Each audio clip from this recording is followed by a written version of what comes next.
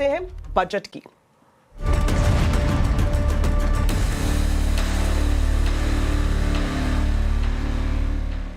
तो इस बार बजट में निवेश बढ़ाने पर मुख्य फोकस देखने को मिल सकता है। सीएनबीसी आवाज को मिली एक्सक्लूसिव जानकारी के मुताबिक न्यू एज टेक्नोलॉजी वाले सेक्टर में बड़े पैमाने पर निवेश बढ़ाने की जरूरत को महसूस किया जा रहा है और यही वजह है कि इस लिहाज से एक बड़ा ऐलान हम आने वाले बजट में होता हुआ देख सकते हैं। डिटेल्स ले लेते हैं, हमारे वरिष्ठ सहयोगी लक्ष्मण रॉय हमारे साथ लाइव जुड़ गए हैं। तो लक्ष्मण जी, आपसे जानना चाहेंगे कि निवेश को बढ़ाने पर किस तरह का फोकस वित्त मंत्री का देखने को मिल सकता है।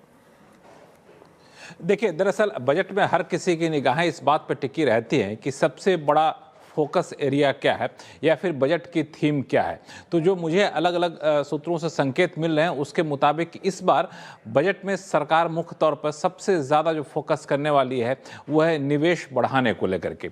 ये निवेश, बता दूं कि निजी निवेश बढ़ाने की बात मैं कर रहा हूँ, प्राइवेट इन्वेस्टमेंट कैसे बढ़ाया जाए। क्योंकि पिछले लगातार कई बजट से सरकार ने कैपिटल एक्सपेंडिचर सरकार की तरफ से तो बढ़ा है, लेकिन जितना सरकार चाहती है कि प्राइवेट इन्वेस्टमेंट हो उतना नहीं हो पाया है।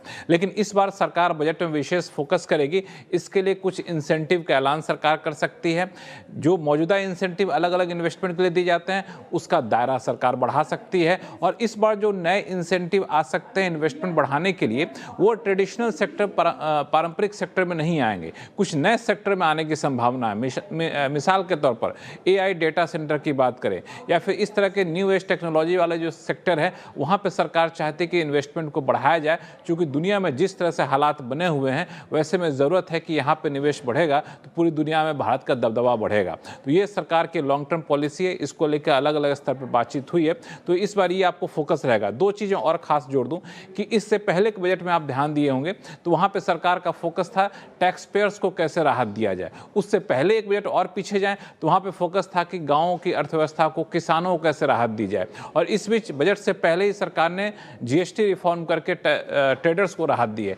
अब बारी है निवेशकों को राहत देने की। अब मुझे लगता है ये बजट उस तरफ केंद्रित होगा। जी, बहुत बहुत शुक्रिया लक्ष्मण जी इस एक्सक्लूसिव जानकारी के लिए।